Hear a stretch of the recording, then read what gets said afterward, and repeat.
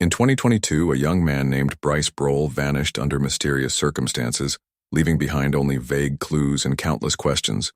His girlfriend Cordelia's family couldn't make sense of what had happened, and her father, Michael Ilix, seemed to know more than he was willing to share. What began as an ordinary missing persons case soon evolved into a dark story of deception, revenge, and desperation. What really happened that fate day? And how deep do the roots of this mystery go? Stay with us as we uncover the truth hidden behind layers of lies and suspicion. A chilly day in a small town in Minnesota didn't suggest anything out of the ordinary. Mist blanketed the streets, adding a damp chill to the air, and the quiet settlement of Center felt particularly empty. It was here that Bryce was last seen leaving home and heading toward a storage unit, with his girlfriend's father. Cordelia Ilk had recently returned home after months of traveling across the country. She had hoped for a warm reception and a bit of peace. Her family lived here in Minnesota, but instead she found herself at the center of a series of events that sent shivers down her spine. Soon after her return, Cordelia sensed that something wasn't right. Bryce had gone to the storage unit with her father Michael to drop off some belongings. The unit was only a few minutes' walk from their house, and the trip should have taken no more than half an hour. But as time passed, Bryce didn't come back. With each passing hour, Cordelia's unease grew. She tried to settle herself after her long journey, took a shower even, but the anxiety refused to fade. Later that day, Michael returned alone. He looked distressed and immediately told Cordelia that Bryce had been detained at the storage facility. Cordelia couldn't understand what was going on. Michael claimed that two dark gray cars had pulled up to them at the storage complex. People who appeared to be some kind of official stepped out, but they didn't show any identification or introduce themselves. Everything happened so fast that Michael didn't have a chance to question them or get a clear understanding of the situation. The individuals restrained Bryce, placed handcuffs on him, and drove away. The cars were nondescript, their headlights piercing through the growing evening fog, and Michael couldn't recall any details that might help identify them. These words left Cordelia stunned. She immediately tried calling Bryce, but his phone was turned off. She sent him messages pleading for him to return and explain what had happened, but no response ever came with each passing minute. Cordelia's worry grew. On Friday, October 28th, after days without any information, she went to the Crow County Sheriff's Office and filed a missing person report. At that point, she had no new details to share with the authorities. Apart from Michael's confusing account of events, the police quickly launched an investigation. Detectives examined all the messages Cordelia had sent Bryce on the night he went missing. It was clear from the texts that she was panicking, her growing distress evident with every passing hour. Her anxiety seemed to resonate with the investigators as, well, what had started as a routine missing persons case began morphing into something far darker and more complicated. Officers questioned Michael Ilix, but his statements were inconsistent and left many unanswered questions, prompting further interviews. Meanwhile, investigators visited the storage facility where Bryce had last been seen. What they found there only deepened the mystery. A sled drag marks resembling those left by moving heavy objects and other pieces of evidence that added an ominous layer to the story. The deeper the police delved into the case, the more unsettling the details became. Bryce Brohl's disappearance was turning into a full-blown enigma, fraught with fear and uncertainty. Cordelia, initially trusting her father's account, tried to make sense of the situation, but everything around her seemed increasingly bizarre and incomprehensible. Michael Ilk, fully aware that he'd be the first person the police would call in for questioning after Cordelia's report, attempted to prepare himself. On Friday, October 28th, officers located Michael at a family Halloween party in Brainerd. He agreed to accompany them back to the storage facility and provide a more detailed account of what had happened. On the day Bryce went missing, Michael recounted the events, striving to leave no detail out. He explained that he and Bryce had arrived at the storage unit in a white Ford Escape with a trailer to sort through some belongings after the lengthy road trip he and Cordelia had recently taken. The task took about 45 minutes, with Bryce sorting his things to decide what to keep and what to discard. Around 5:45 p.m. They were preparing to leave when something unexpected occurred. As they were getting into the car and pulling out of the storage unit, two dark gray vehicles intercepted them. Michael described the cars as having flashing lights, not the standard ones used by marked patrol cars, but the type typically seen on unmarked law enforcement vehicles. This struck Michael as unusual, raising doubts about the legitimacy of the people inside. According to his account, both he and Bryce were briefly detained by these unidentified individuals. Michael was escorted back to his white Ford ease while Bryce was placed in a different vehicle, a dark gray SUV. Michael recalled that the interior of the SUV was unremarkable except for a small computer mounted on the dashboard. During questioning, Michael described the situation as appearing highly coordinated, involving several individuals. Bryce seemed to realize this wasn't a random event before they were separated. Bryce thanked Michael for his help and said nothing more on the way to the storage unit earlier. They had spoken very little when Michael asked Bryce about his and Cordelia's trip. Bryce had simply replied that the drive was fine. Both men had been quiet and distant, seemingly uninterested in making conversation as the investigation continued. Hints of tension within the family began to emerge. Michael admitted he was reluctant to spend time with Bryce and felt uneasy around him. Detectives found it curious why Michael had agreed to help Bryce with the storage unit at all, especially without CIA being present. Cordelia later explained that she had stayed home because she was exhausted from their long journey and needed time to rest. From Michael's perspective, the trip to the storage unit had been routine until it was interrupted by the unexpected and unsettling encounter. He speculated that the events might be connected to some kind of trouble Bryce had gotten himself into, having just returned to town after a lengthy road trip across the U.S. Bryce and Cordelia had spent only a few hours together before the disappearance occurred. Michael suspected that whatever had happened might be tied to their recent travels. Despite his growing discomfort, he cooperated fully with law enforcement, sharing every detail he could remember. But the case only grew darker and more perplexing with each passing day. Michael also recalled how suddenly Cordelia had announced her return. Initially, she had called him on a Sunday, saying she and Bryce would be back in about a week. However, by Monday she contacted him again, saying they were coming home that very night. Due to an unexpected situation, the abrupt change in PL struck Michael as odd, almost as if they had been swept up in something serious and beyond their control, possibly even something criminal. Cordelia and Bryce set off on their road trip right after her graduation in June. For 4 months, they traveled across multiple states, exploring new places, staying in budget motels, and occasionally sleeping in their car. It was a time of freedom without obligations, but a lot could have happened during that period. Things that might explain the noticeable change in the dynamics of their relationship upon their return. Michael, Cordelia's father, had a distinct sense that something was off. He noticed subtle but telling details. Cordelia seemed withdrawn, her demeanor more subdued. She had even developed odd habits, like avoiding conversations when Bryce was in the house after Bryce was taken by unknown individuals. Michael returned home filled with questions. He approached Cordelia, trying to get to the bottom of what had happened. He mentioned that during Bryce's detainment, there was a reference to Arizona. At first, Cordelia tried to brush it off, insisting everything was fine and there was no danger. But her reassurances felt forced, as if she were hiding something. Eventually, under her father's persistent questioning, she admitted that police had intervened a few times in the past. Specifically, officers had been called when she showed up to work with visible bruises on her face. Each time she downplayed the situation, insisting nothing serious had occurred, and declining to press charges. For Michael, this revelation was alarming. It confirmed his fears that there were deeper issues in her relationship with Bryce. He could see that she was afraid to tell the full truth. The previous spring, in March, Bryce had come to stay with Cordelia's family for a while. From the moment he arrived, the atmosphere in the house began to shift. At first, the changes were subtle, minor remarks, awkward silences, and tense interactions that could be dismissed as typical disagreements. But it didn't take long for the conflicts to escalate. One morning, Cordelia came downstairs with a noticeable bruise on her face. When her parents asked what had happened, she claimed she had tripped during a scuffle and hit her face. Michael didn't believe her explanation, but Cordelia was adamant. Another one of Michael's daughters, who had been staying at the house at the time, told him she had heard Cordelia crying in her room that night. This only deepened Michael's concerns.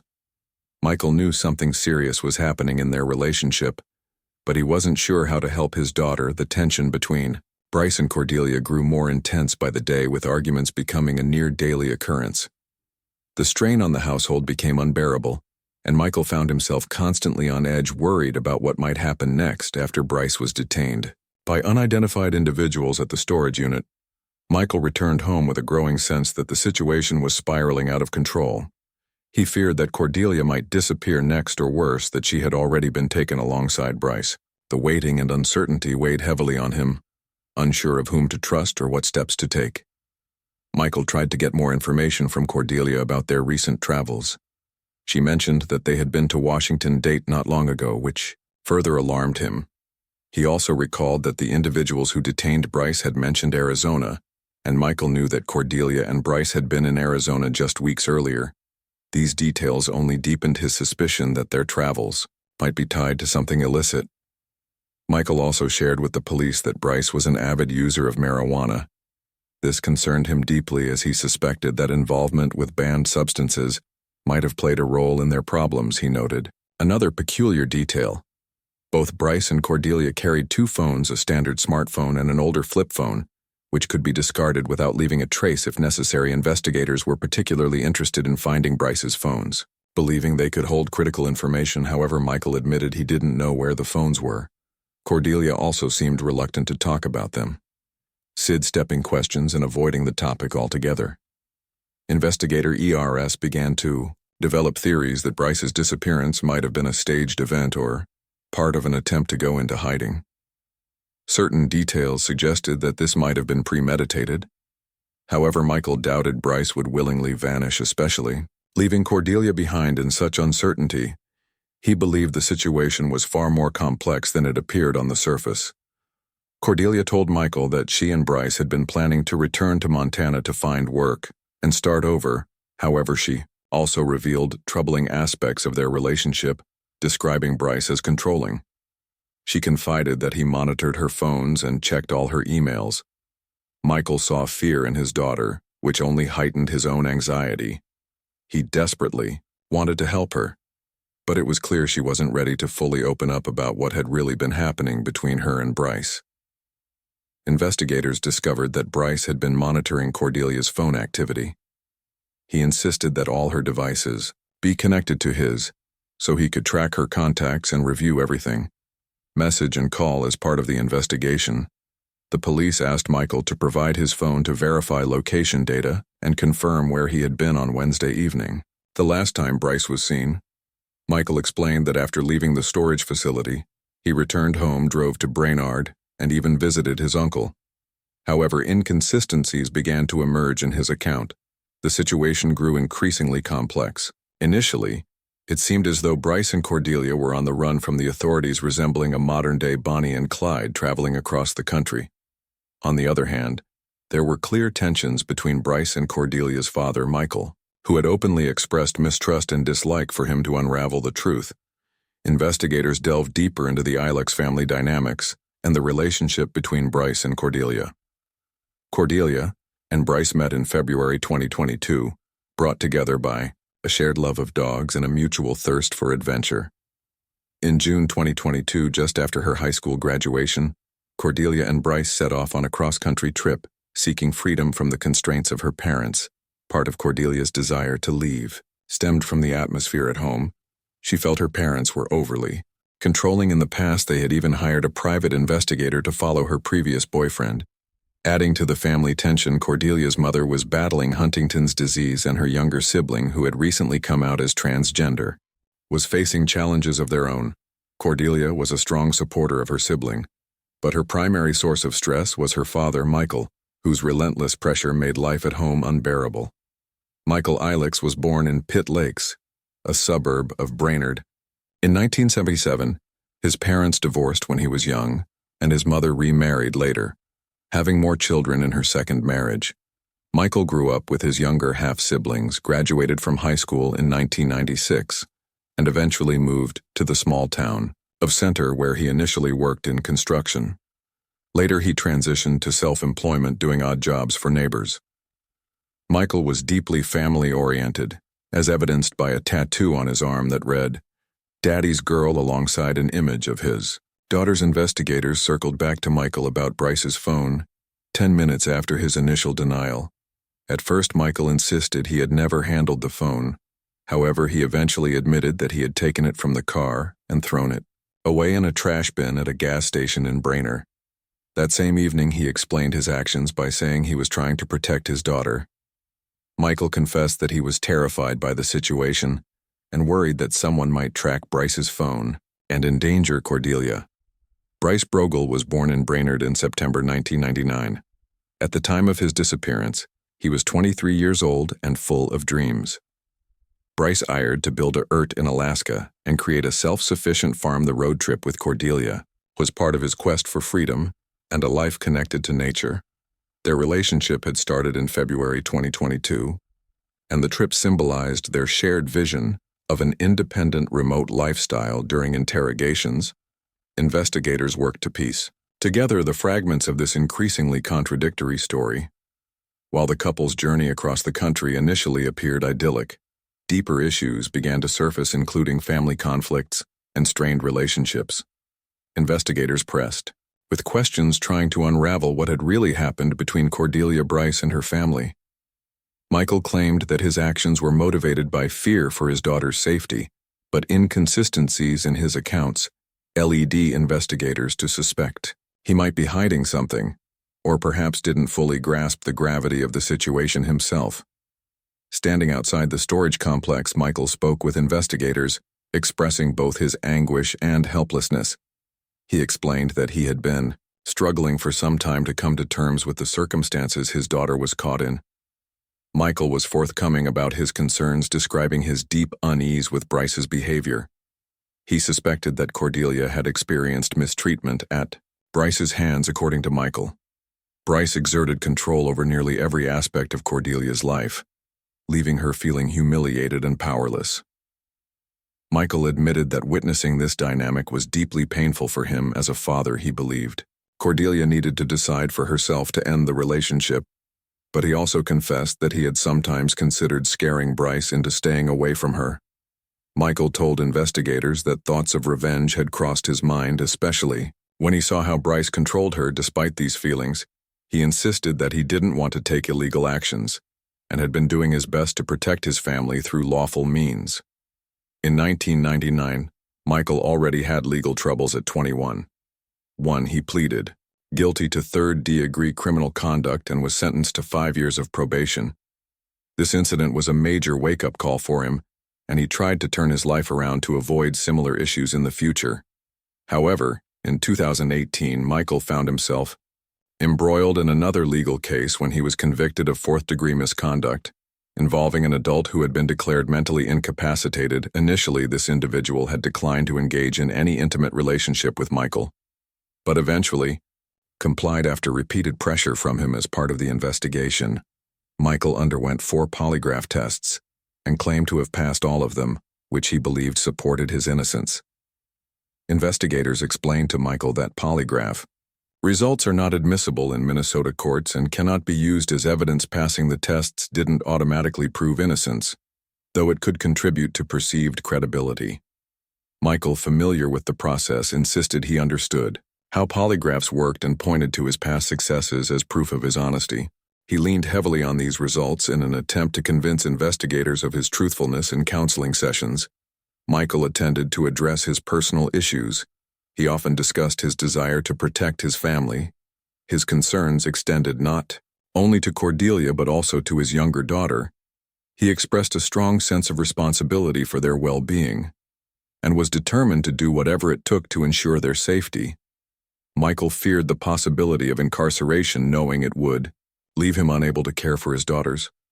He recognized the need to tread carefully to avoid further harm to his family.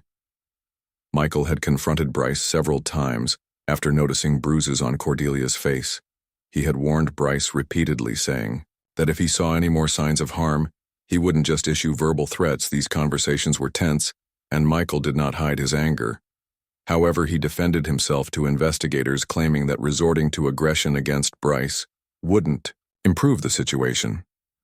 He emphasized that it was ultimately up to Cordelia to recognize the unhealthy nature of her relationship and make the decision to leave. During his interviews with police, Michael frequently expressed mistrust of Bryce. and often spoke about him in the past tense. He described Bryce as arrogant and prone to boasting about his supposed achievements.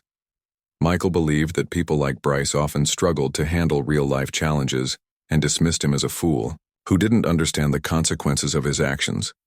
Investigators continued to analyze every aspect of the case St. Ding, to untangle the web of contradictions and uncover the truth. The atmosphere during interrogations was tense with each new detail. Adding further complexity to an already confusing narrative, Michael tried to cooperate with the investigation, but admitted he didn't have all the answers. Detectives worked to piece together the fragments of the story, which seemed increasingly contradictory. Michael's past offenses appeared to be of an entirely different nature than the suspected circumstances surrounding Bryce Bogle's disappearance. Just 2 days earlier, suspicion loomed over Michael, especially after he admitted to having threatened Bryce and wanting him to stay away from his daughter 2 days before Bryce's body was discovered. 2 of Michael Ill's half-brothers went to the police with shocking information. They claimed that Michael had confessed to a crime on October 28th after being questioned at the storage facility. Michael allegedly spoke with his sister Jen Baker, whom he had visited earlier that evening at a Halloween party. According to Jen, Michael asked to borrow her car, explaining that he feared police were watching his truck when Jen pressed him on why he needed the vehicle. Michael admitted that he was planning to bury Bryce's body. He reportedly told her that he had shot Bryce in the back of the head and used a sled to move the body as it was too heavy to carry. Michael also mentioned grabbing a bag of leaves from her garage to help disguise the burial site on October 29th. Police obtained a warrant to search Michael's storage unit inside. They found a bottle of bleach on the concrete floor. Forensic analysis revealed traces of both Bryce's and Michael's DNA on the bottle. Investigators also discovered residue that tested positive for the presence of blood, as well as drag marks consistent with something heavy being moved using a sled. The sled was later found discarded in a roadside ditch near the storage facility. Covered with a blanket, it bore dried residue that appeared to be blood when investigators examined Michael's phone records. They uncovered damning evidence on October 27th, the day after Bryce's disappearance. Michael had left his house at 4:45 a.m. and driven to his storage unit. He stayed there for 22 minutes before heading to a section of public land near Edward Lake, where he remained for another hour. These movements heightened investigators' suspicions that the storage unit had been the site of a crime on October 30th. Following location data from Michael's phone, police arrived at a wood area near Edward Lake. The site was isolated deep in the wilderness and unlikely to be stumbled upon by accident. The ground showed signs of recent digging, with broken branches stuck into the soil and freshly scattered leaves that didn't match the surrounding foliage. It was clear that someone had attempted to conceal the area, but the effort was poorly executed. When an excavation team began their work, they uncovered a body buried beneath the soil. It was Bryce Broll, and he had been shot in the back of the head. Michael quickly became the prime suspect after the discovery of Bryce's body, a development that didn't surprise investigators. It also came to light that on October 26th, Michael had taken a firearm from his half-sister Jen's house, telling her he needed it to deal with a rodent problem at a worksite shortly after Bryce and Cordelia returned to Minnesota. Michael took Bryce to the storage unit, allegedly intending to provoke an argument that could lead to a report being filed against Bryce, which Michael believed would keep him away from court. According to Michael, he had the gun with him that day because he had been dealing with pests earlier during a heated exchange. Michael accused Bryce of mistreating Cordelia. Bryce allegedly responded by claiming Cordelia belonged to him and threatening to harm her if anyone tried to take her away. Michael claimed that he fired the gun in a moment of rage, believing he was protecting his daughter. As the investigation progressed, evidence pointed to premeditation. Bryce and Cordelia's landlord in Washington State revealed that Michael had called him asking if Bryce had ever harmed his daughter. The landlord mentioned that he had seen Cordelia with visible bruises. Michael reportedly responded by saying he planned to kill Bryce and had already dug a grave. These claims were corroborated by Michael's half-brother, who told investigators he had heard similar threats in July 2022, just a month after starting the road trip with Bryce. Cordelia had begged Michael to come get her. However, she didn't disclose her location and later told him everything was fine. After that, her complaints stopped. Despite this, Michael remained deeply concerned for his daughter, especially When he noticed bruises on her, which she either denied or attributed to accidents, family members suspected Michael believed Bryce was responsible for harming Cordelia. The fatal shot at the storage unit, the use of a sled to transport Bryce's body to the woods, and the haphazard attempt to conceal the burial, all pointed to a plan that Michael had thought through, but executed poorly. He had cleaned the storage unit, buried Bryce's body, and tried to hide the evidence. But it wasn't enough. To evade capture in November 2022, Michael was arrested and charged with second-degree murder, a crime committed without premeditation, but still intentional under the law, on March 30, 2023. The charges against Michael were elevated to first-degree murder, and a grand jury formally indicted him. The trial began in 2024. Throughout the court proceedings, Cordelia maintained that her relationship with Bryce was not abusive and stated that she had been happy with him. Her social media posts seemed to support this claim following her father's arrest on October 31st. She wrote that she had lost a special person who had been her guardian angel. She continued to share memories of Bryce online, never aligning herself with Michael's version of events during the trial. Michael admitted to killing Bryce but denied that it was premeditated. He claimed that he acted impulsively, driven by a need to protect his daughter. However, the jury did not find his explanation credible. In April 2024, Michael was convicted of first-degree murder with premeditation, along with an additional second-degree murder charge. He was sentenced to life in prison without the possibility of parole after the trial. Cordelia continued to post about Bryce on social media, sharing her thoughts and memories of him. In March 2024, she wrote about how often she thought of Bryce and how much she missed him.